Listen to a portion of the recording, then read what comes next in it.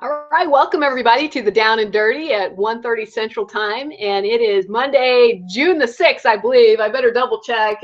I keep losing track of days because I tell you what, every day seems like Saturday most of the time because there's so many fun things going on in the summertime here, and it's nice to have the flexibility in the summer, especially when my kids are out of school, to spend time with them. But enough about that, enough about me. Welcome to the Down and Dirty. Go ahead, log in down below, and you'll be able to chat and ask questions and things like that during this hangout. And for those of you that are brand new and this is your first Down and Dirty to watch, I host these every Monday at 1:30 Central, 2:30 Eastern. So you have to do the conversion there. And the purpose of my Hangouts weekly is to provide extreme value for you in your life and in your business.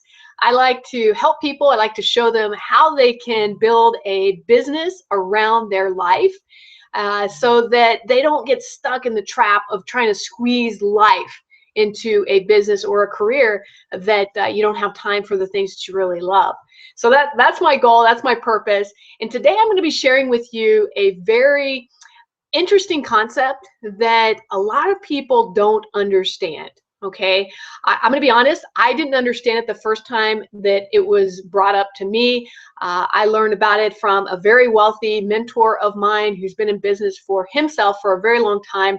I'm not going to mention his name right now, but what I want to say to you is that what I learned completely changed the way that I think about working. It changed the way that I think about doing business, and it's helped me to see opportunities when before I perhaps couldn't see those opportunities. So the title of today's presentation is Leveraged Income and How to Use It to Build Wealth. So before I get started, let me just kind of look and see who's out there, who's online. All right, I see Rich is there. I see Heidi. Good to see you both. It looks like we have another viewer there too who hasn't logged in yet. So be sure to log in and comment down below so that I know that you were here, whether it's live or you're watching it as a recording. I do appreciate knowing who actually watches this and if you get value from it, or if not, let me know what I could do to improve, because just like you, I strive to improve my business, my life every single day. And not everything that I try turns to gold. I would just be honest with you. I've made a lot of mistakes, and I won't call them failures. I'll call them learning experiences where I have grown and become better because of them.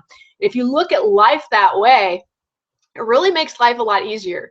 Because, you know, before, in my past life, and when I was in my 20s, I used to look at when things didn't go right as I thought they would, I thought of it that I was a failure. And it becomes very hard to stay positive when you constantly are looking at the mistakes that you've made in your life as failures. If you start looking at them as opportunities for growth and success and learning experiences, your mindset changes and you start improving and your life starts changing for the better, and you start to kind of laugh at some of these mistakes or challenges you've had because you realize that's all part of the growth, and it really makes you a much more powerful and I would say confident individual, especially in business and in life. All right, enough of my little preaching here. I get really excited when I get on these. So let me do this. I'm going to flip my screen around. We're going to get started talking about leveraging income and exactly what that means to you and how you can use it in your life. So give me a moment as I flip things around.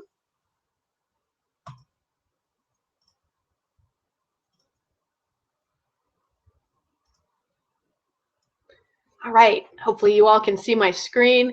If you can, go ahead and comment down below. I just need a little feedback. Make sure everything's showing up as expected and that you can hear me okay.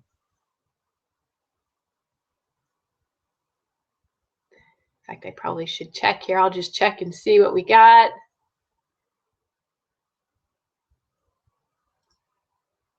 All right. Cool. Looks like I did get a response that they could see me. So I'm going to go ahead and go forward here. And so again, the title is Leverage Income and How to Use It to Build Wealth. So let's start off with just an overview as to what I'll be covering today. Number one, what is leveraged income? Some of you may hear that and you're like, I don't even know what that is. We're going to help answer that today. There's two types of leveraged income, so I'll be going over what those are. And then I will be sharing with you how to create leveraged income for yourself.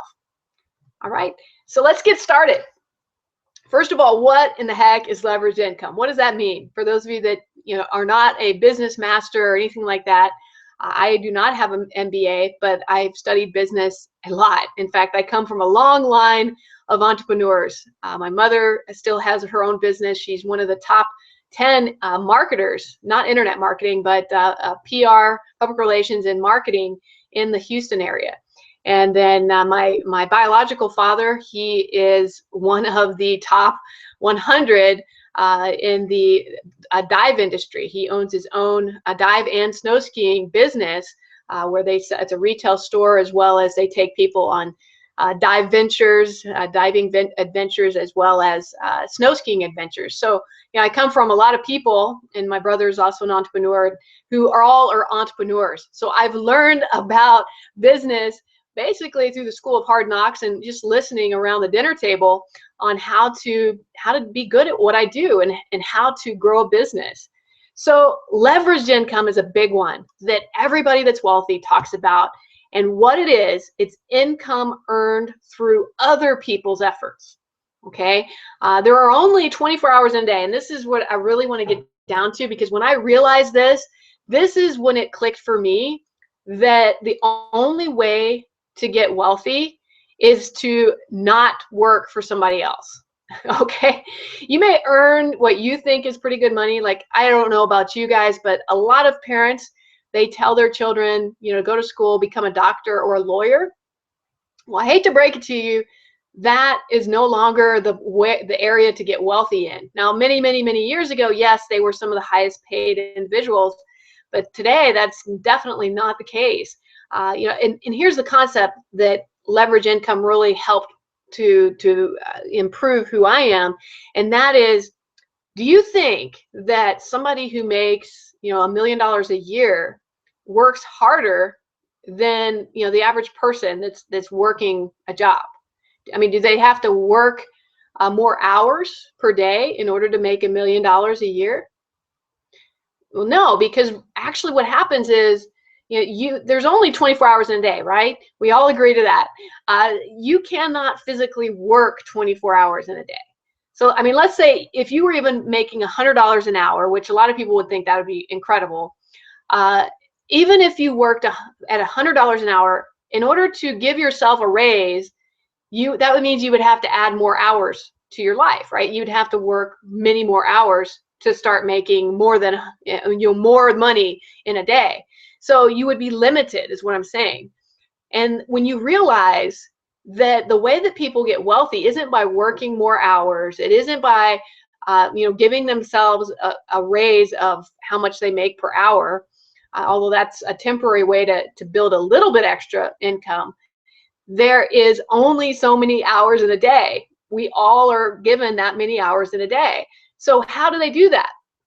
Well, they leverage their income. And we're going to talk about how in a minute, but there's only so much you can earn through your own efforts. The key to making more money is to realize that you have to depend on other people or systems to make more money for you, because you physically cannot work 24 hours in one day.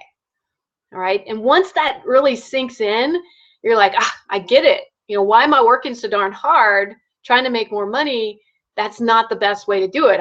I'm only going to reach a burnout point is what's going to happen. And when you reach the burnout point, you either decide to start using leverage income or you get a different job. Personally, I decided to start using leveraged income. So let me give you the two types, and then I'll explain exact examples so this will really sink in for you. I want to try to simplify this as much as possible. So the first is passive leveraged income. So the way that this works is others make your money for you. So let's go back to you're a worker bee in the workforce, and you want more. You don't want to work 24 hours a day, right? So what you would do is maybe you hire somebody for less than what you're paid to work those extra hours. So you're still going to make money off of them because you're hiring them for less than what you're paid in order to make extra money. Or maybe you hire a whole team of people to do your job for you, and you pay them less than what you would earn, so that you're making money off of other people's efforts. Okay, so that would be an example of passive. I'm going to give you a lot more examples here in a little bit. Another example is active leverage income. In this case, you do the work one time, but you serve many different people at the same time. So instead of just doing one single job for somebody, then what you would do is you would bring a lot of people together, do the same job in a shorter amount of time for everybody. Now you're probably thinking, okay, how do I do that? So here's where I'm going to give you some examples. So just as long as you have in your head that it's straight that there are two types of leveraged income: passive, where others make you money, and active, where you do the work, but you only do it once. Okay, so those are the two differences. Now let's go into examples. So passive leveraged income. Passive leveraged income would be something like affiliate marketing. Okay, and affiliate marketing, if you're not familiar with that, is, let's say that I sell widgets and I want to sell more widgets. Well, I can't work more than 24 hours in a day. We already determined that.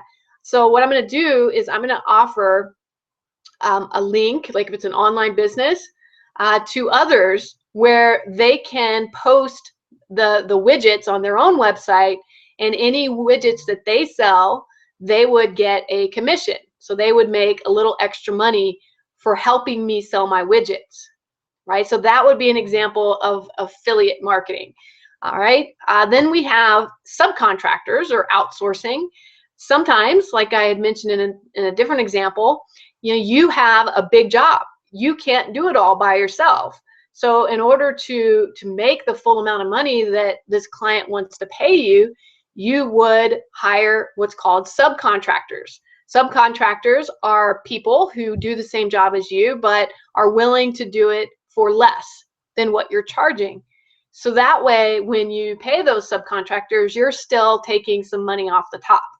So that's a way for you to leverage the work of other people and still make money without you having to do it yourself. Outsourcing is another way. That's why you hear so many big businesses outsourcing different jobs. Outsourcing means using people from other countries in general, although you could outsource within the same company, within the same country. But outsourcing is using others that can do it for less than you are willing to do it. One of the ways that a lot of people do this is by utilizing people in countries that have a much lower cost of living than where you are. So you see a lot of people being utilized from those countries that maybe it doesn't cost as much as it does to live in, like Manhattan or New York City. Make sense? All right, so then we also have another passive leverage income style is franchising your business. So let's say that you're really, really good at your yoga studio, and you're so good at it that you want to make more money. And the way that you do it, you box up exactly how you structured and set up your yoga business, and then you sell that packaged up business as a franchise. So then somebody else can have the same type of yoga business in their city or town, and they would pay you a handsome amount in order to have a franchise. And perhaps they even have, monthly dues or something like that they pay you as well, so that they can utilize your name and your advertising material and everything else that goes along with that. So that is a very popular example of passive leveraged income. And then another example is direct selling, direct sales with a sales team. This concept has been around for a while. It's something that's very popular, but the whole idea between direct sales is that you have widgets again, and you're selling these widgets, and you realize that other people together, if they all sell the widgets, that you could make income from that as well. So what you do is you have all these widgets, and maybe there's a master company that creates these widgets, you get them from them, or you have a link to them, and then you would sell people into the business to buy those widgets as well as resell them for a percentage of the profits. And there's a lot of different ways to structure it. There's a lot of direct selling businesses out there. Some of them call them multi-level marketing companies, where the more people are in it, the more that they have the ability to sell more. And the people that are in it are compensated by bringing in other people to help sell. So this is a really good way, because not only do you sell more of your product, but you also are helping other people to make income and grow the business at that end. Okay, so this gives you some ideas. Some of these are probably not new. You just didn't know that that's what it's called, is leveraged income. So the big key is, how do you do this? Okay, so I didn't go into active leveraged income. I'm sorry, I almost skipped this. Active leveraged income is a little bit different than the passive leveraged income. And that is, active is where you're doing it yourself, right? A great example is if you host your own seminar or conference or mastermind or workshop. You bring in a bunch of people, they pay you for tickets, and then you teach them something of value. So you're getting a bulk amount of training. You're sharing that with somebody, and they in turn are providing you with payment by buying tickets.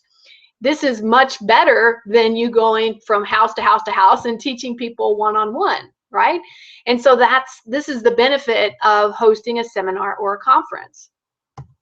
Okay, another idea is to do it virtually. So via a webinar or a teleseminar, you could do the same thing by inviting people to a single webinar, and from all over the world, they could attend that webinar and perhaps pay you. I mean, that would be how it would be income, right? They would need to pay you in order to attend your webinar or teleseminar, which would be a phone-based training class. And by paying money to attend that, you can reach a lot of people, and even further, if you record that, then you could resell it as a recording as well. Digital books or information is a great example of active leverage income. You spend a lot of time building a book or providing a digital information of some kind, and then once you're done, you post it online, and then you can leverage that work by selling it again and again and again and again. You don't have to rewrite the book or anything like that. It's done once, and it's a product that sells again and again. That's a great example of active leverage income. And then another example is an online training program. Perhaps you've learned something. Maybe you've learned something today. You could create your own online training program where you teach others how to do what you do. And if you record it in advance and post it live, then you have the ability to allow people to pay for it again and again and again, and you don't even have to be present. And once it's recorded, it's there and it's able to be resold. So these are all examples of active leveraged income. I'm sure you've seen these, you just didn't realize that that's what they were. Okay, so now we're ready. We're going to talk briefly before, because somebody brought this up to me. I was on a different call, and somebody said, well, what's the difference between leveraged income and residual income? Well, residual income is really active income, active leveraged income. It's basically income that's earned on an ongoing basis for effort that's done once in the past. Obviously we know the benefits. You get to do the work only once and then get paid again and again without any additional effort on your part. So residual is just another way of saying active leveraged income. All right, so this is where we get into the meat of the presentation, and that's, how do you create leveraged income for you? I mean, obviously you can see the importance of it. If you have leveraged income, you could be hanging out on the beach, enjoying your day, and money's coming in because you've already, you're either leveraging other people passively or actively. You have a product that people can purchase online without you even being present. So this is what I want to teach you today, is how you can do this for yourself, because so many people get stuck in a trap of, they want to raise, they want to make more money, they want their own business, but they don't create it in a way that it can be leveraged to make them income again and again and again. So now I'm going to show you how to do that, and then you can create your own products and services that you could leverage and build your own business around, whatever it is that you're passionate about. So the very first step is, how can I help more people solve their number one problem with my gifts and talents? This is your biggest question you need to ask yourself. All right, that's the main thing you should be asking. It's not how much money can I make. It's not what can I what can I sell. It's how can you help more people solve their number one problem with your own God-given gifts and talents. And so if that's the question, I'd like you to write down and sit with that for a while, and you'll be surprised. So your next step is to make a list.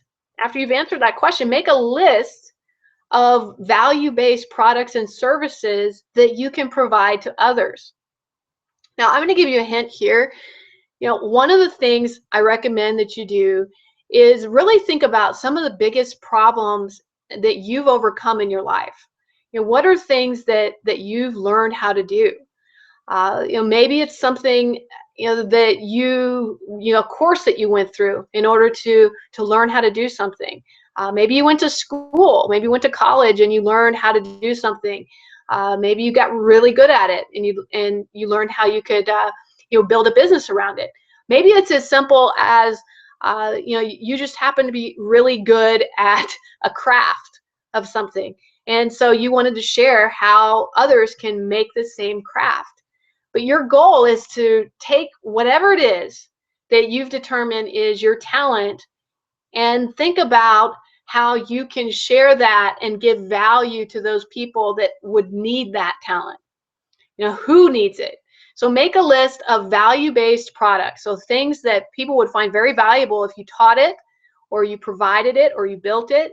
It could be services as well as products that you can provide. And again, you're going to want to sit with this for a little while and just let your mind wander. Get somewhere where you don't have any distractions and think of things that are going to help others. Maybe it's something that you get complimented on a lot. Perhaps people say, you're really, really good at photography. You should teach us how you shoot such good photos. These are things that when you hear people compliment you, think about how you could turn that into a product, a service, a training course that you can provide and help more people. All right, so the step 3 is, once you've determined what it is that you want to provide, let's say it's a training class, now you need to determine how you can automate that, outsource it, digitize it, or leverage others to build it for you, do it for you. Okay, this is your machine. I put that in quotes. You want to make it so that you have a system in place that's going to get that information out there for you. Okay, you don't want to create more work for yourself. That's not how a wealthy person thinks. You want to create a simplified system so that more people can purchase your service that's going to solve their number one problem. Okay, so there's a lot of ways to do that. I'm not going to go deep on all of them today, but I will tell you, one of the fastest growing is online courses. A lot of people are paying big money to learn how to do something. So if you are good at anything really, and all of you are good at least one thing, probably more than that, think about how you can package that up and create a training course. And training courses should not be longer than 12 modules. Okay, I recently was reading that. You want to keep it, I think the sweet spot is between 4 and 10. So you want a minimum of 4, and I would say a maximum of 10, although I have seen some really big courses that have 12 modules. But you want to have a good round number there so that when you're promoting it, whatever course or training you're going to do, that that it's easy for people to digest. When it gets over 12, they're like, it's too much. I'm not going to sit through it. I'm not going to go through it. Okay. All right. So now you've got an idea on what you're going to create. The biggest thing is thinking about how are you going to get that out there to folks? The internet is one of the quickest ways, but if your product or service is not the easiest to put on the internet, you could always do it live. Do some kind of live workshop or training class where people come and pay tickets to attend. All right, so step 4, and this is where a lot of people flop. Okay, I'm just going to be honest here. A lot of people, they don't think this far in advance. They get through step 3 and they're like, all right, I'm ready to go. But they don't think about this. And that is, if you want to be wealthy, you need to offer a variety of tiered packages. Okay, you don't want to just have one cost, one price, here you go, that's it. People will buy more from you if you solve more of their problems. So what you want to do is, I call it a good, better, best scenario or solution. And what that means is you want a very low price point, a good price point to start, that is going to solve their problem and give them the very basic information that they need in order to solve that problem. All right, so it's a very low price point. It's your entry level cost to get them in the door. Okay, then you want a better package. So that better package is going to cost a little bit more, and with that package, they get a little bit more as well. So you want to give more value as you go up. So maybe they also get personal coaching, or maybe they get get access to a special book or workbook that the good people, from your first package, that they didn't receive. Okay, and then you go to your best package. Your best package should be your high ticket item. With this one, you're going to blow their socks off with all the value that you're going to provide. So not only are you going to provide a solution to the problem, you're going to provide a bunch of different bonuses, one-on-one coaching with you, or whatever it is that you want to put together. But you need to make, and this is what my own mentor told me, is you need to make each package more valuable than the cost. And the way that you do that is that you set up your price points so that you're giving twice as much value. Like if you were to set a price on it for real, it would be twice as much value as you're actually charging. Okay, and for your best package, I would make it 4 times as much value for what they're getting. Okay, hopefully this makes sense. But the big thing is always offer at least 3 different solutions for them, because you're going to have people out there that want more. They want more from you than just the very basic solution. There are those who want that personal touch. They want that personal mentoring. And that's really, honestly, that's where the best training comes from anyway, is when you have personal mentoring. I've purchased it. I continue to purchase it from my own mentors in order to get better at what I do. So keep that in mind as you're setting your prices. And I put in parentheses, raise price and value. So you need to remember, as you're putting together your packages of good, better, best, that you both are raising your price, but you're also raising the value so that it's worth way, way more than the price that you raised it to. Okay? All right. You guys getting good information from this? Is this helping you? Do you feel like this is something you could do to help you and your business and your life? I'd love to see some of the comments down below, see how things are going. And we'll be checking those here in a little bit. So just because I'm not answering right now, understand that I will check the comments and I'll answer those as soon as I'm almost done here. All right, so let's go to step 5. And I only put 5 steps together here on how to create your own leveraged income. Step 5 is to understand the concept of how much a customer is worth and how much you're willing to pay per customer. All right, so this is another big sticking point that will create wealth for you or will not. And basically what this means is that, okay, so let's say that your good package, your first tiered package is $100. And then your next package is $400, and your last package is $1,000. Okay, so let's just say we've got them structured like that. So then think about, as you're advertising and trying to attract new customers that purchase your product or service, how much are they going to buy? One customer, obviously, if they just bought the minimum package, is $100. So we had these price points we just made up right now, $100, $400, and $1,000.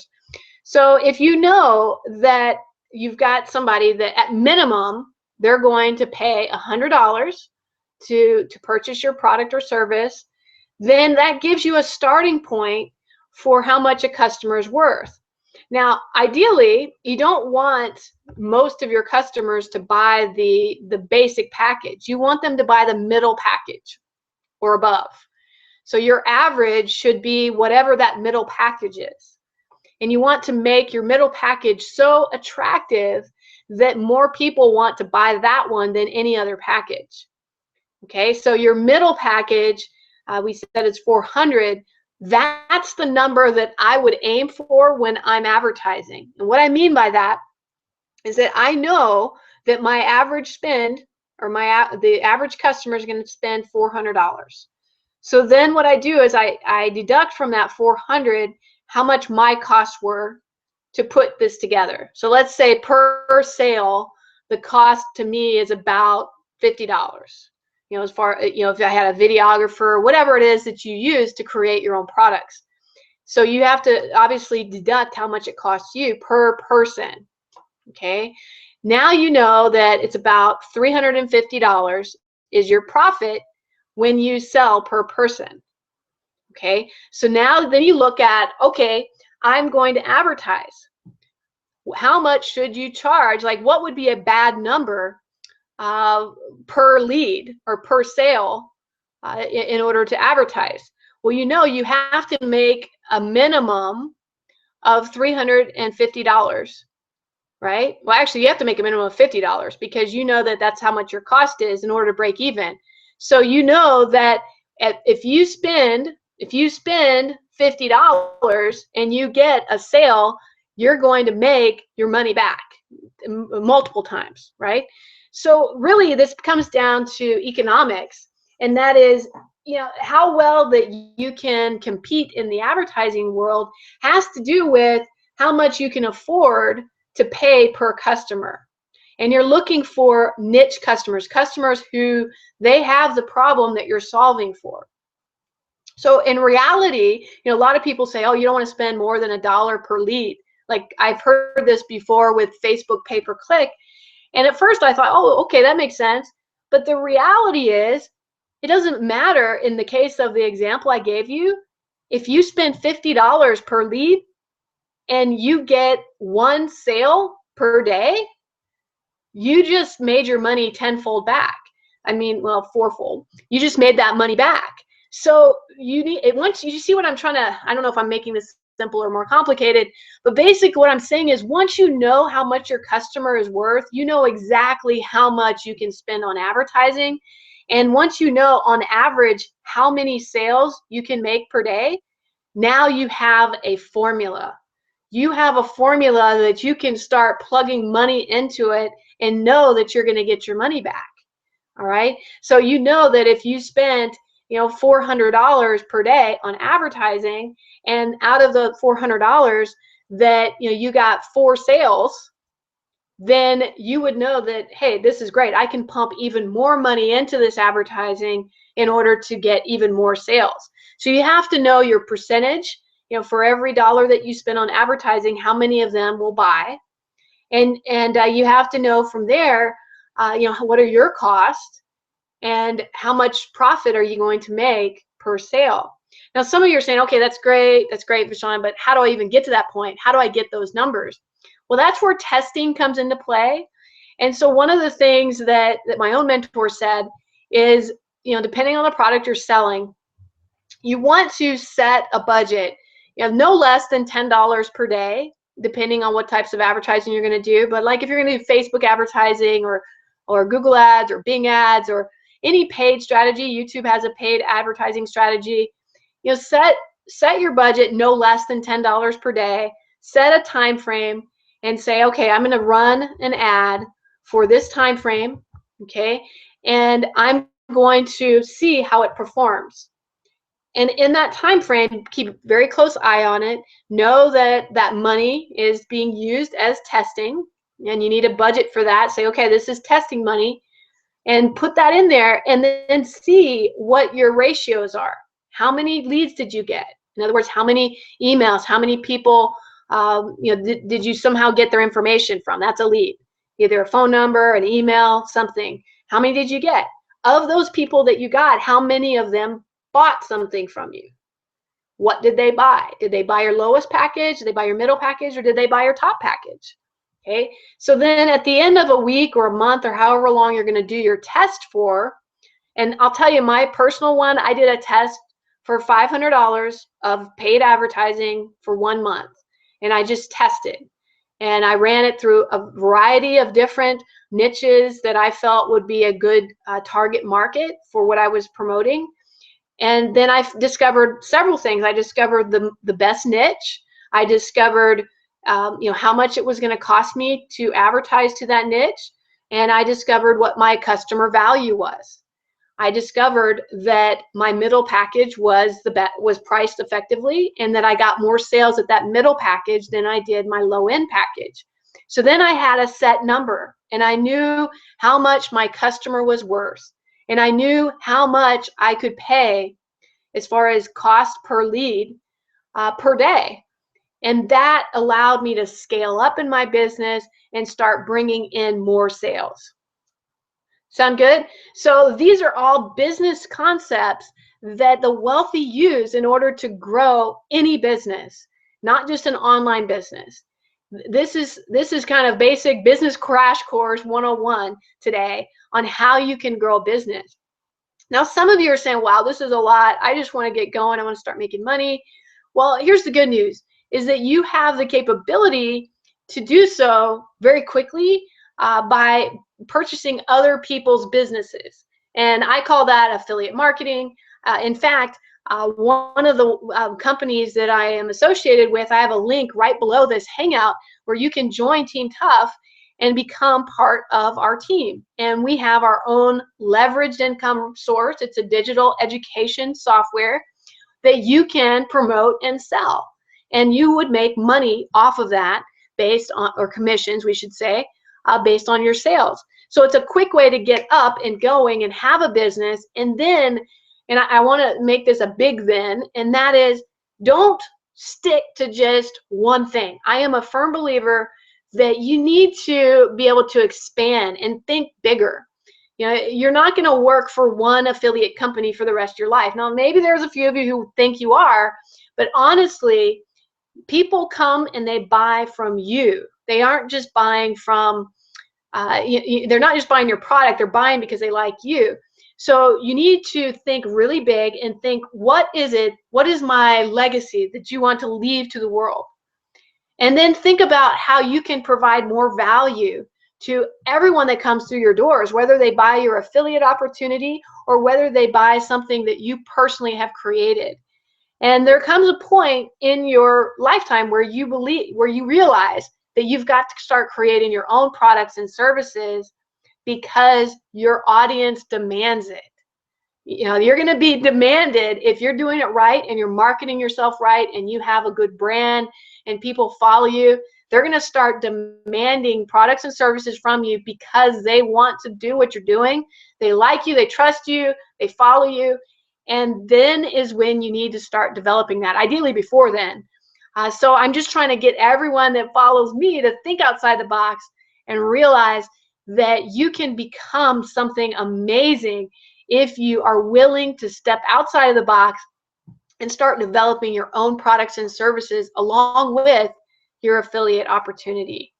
Okay, I'm going to leave you with one last concept before I flip this around. And that is, which is easier to sell? And this right here will determine your mindset. You know, a lot of folks, they would rather sell things that aren't very much.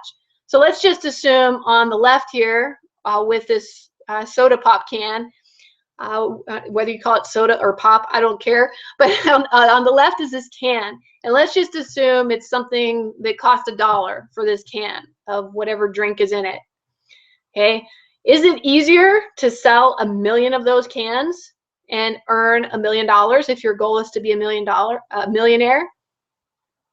Okay, a lot of people believe it's easier to sell something that's less expensive, like $1, a million times, than it would be to sell one franchise store that has a variety of different sodas and drinks for $1 million for that franchise.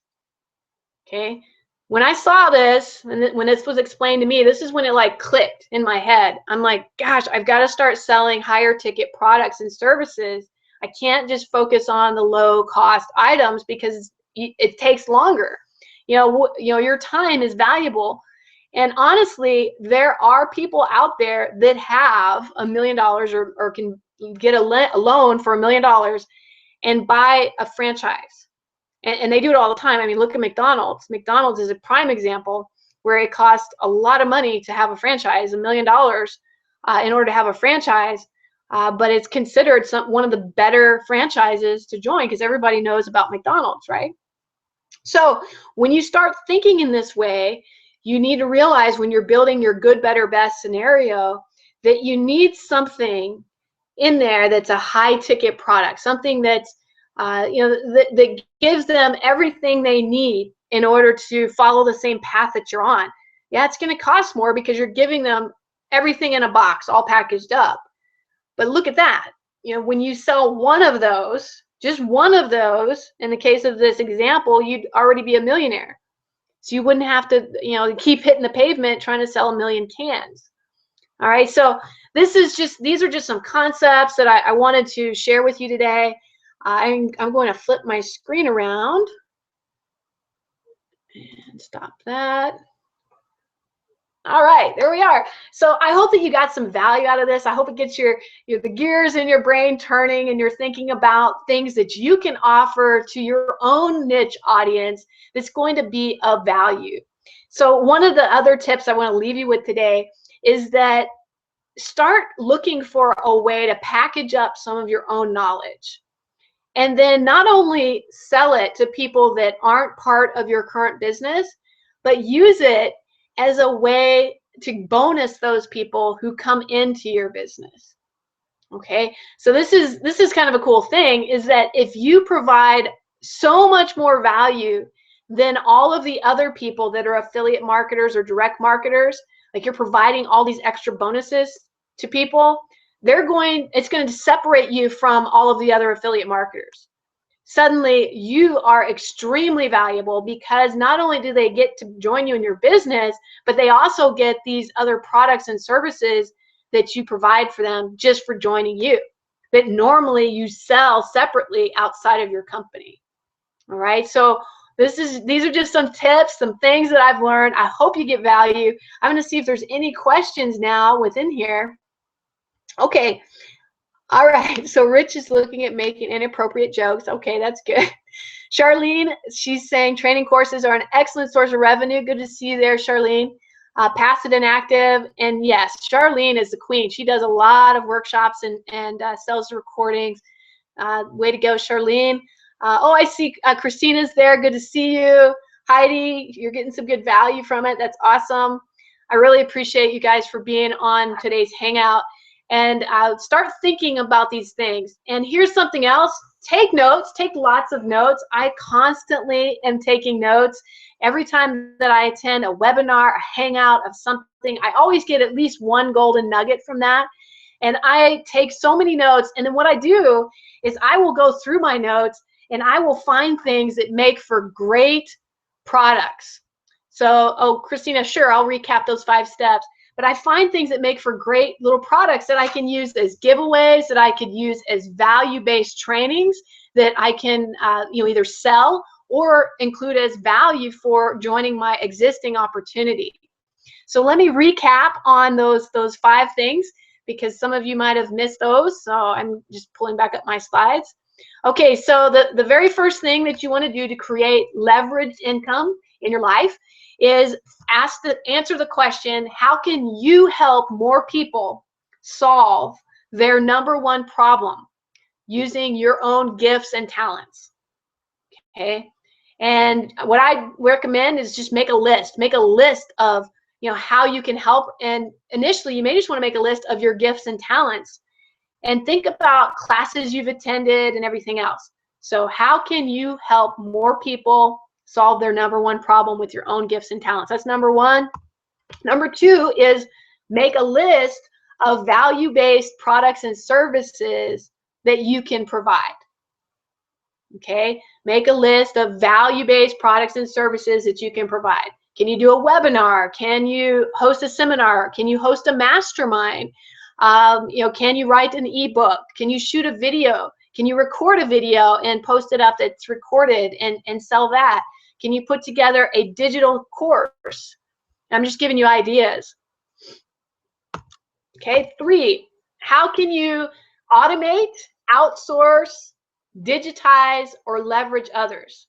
So this is how you build your machine. So once you've answered the first 2 questions, number 3 is, how are you going to build this machine? How are you going to allow people to buy your products and services without you physically having to be on the phone or answering emails? Okay, and this is where automated systems come into play. And the beauty of those of us that are in the same business I'm in, we have an automated system that we can use today to leverage any business that we want. And we teach our students how to do that. And if you're somebody that wants to learn how to do that, reach out to somebody that's on this Hangout, or reach out to me, and we'll get you connected with those products and services.